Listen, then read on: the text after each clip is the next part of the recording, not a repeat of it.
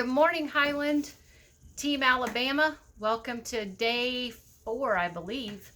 We are ready for chapter 4 of Stuck in Neutral.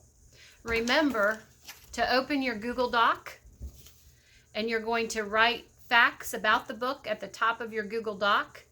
Our goal is to get to 50 facts per book. And if you can write up to 20 extra, you can go up to 70 facts. You also are going to write 10 questions. At the end of the facts, you're going to add 10 questions that you have. As we read, you're coming up with questions.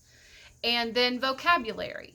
And so there were several vocabulary words that I thought were ones that would be good to add. And the first one on the vocabulary was from page 3. It was conceited.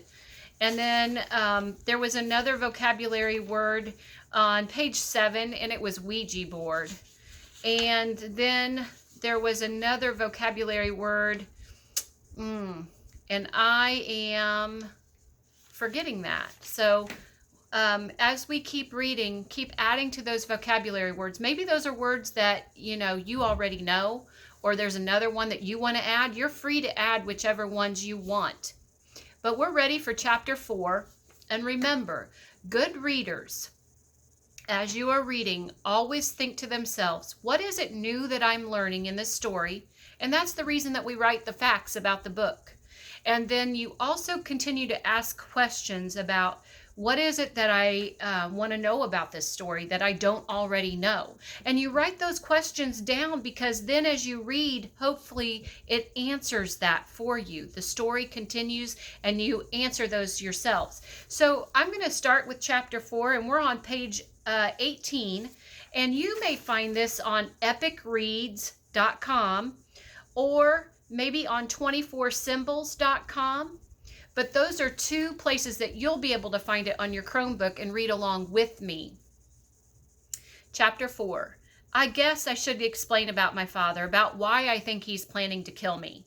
It's not as though he stated it directly. It's more an intuition. There's a vocab word we're going to add. And then he explains the meaning of it right now. Intuition, and a thing that happened last week when my dad stopped by the house. Okay, so intuition, we can kind of understand the meaning of that through the context clues around it. Intuition is the hunch or the clue that he has figured out. Intuition. So add your word intuition from page 18. It was a nice day, sunny and warm. Mom had me out on the deck that runs along the back of our place. I remember that the breeze was kind of tickling my nose and ears, and Dad, who hardly ever comes by, showed up, walking through the family room and coming outside to where Mom and I were. He and Mom hugged, and for a moment, he didn't say anything to me. Then he walked over and he kissed the top of my head. I felt his lips lift a few strands of my hair in the rough palm of his big hand beneath my chin. Dad and Mom began to chat, and then the phone rang inside. Mom disappeared through the sliding glass door, and Dad and I were alone. I remember exactly how many times Dad and I have been all alone together, just the two of us, since he left 10 years ago. 6 times. He's only been alone with Dad 6 times. Exactly 6 times, and this one was the 6th. Dad began small talk to cover the silence. How are you doing, big boy? He asked. Everything going okay for you? Any hot news for me?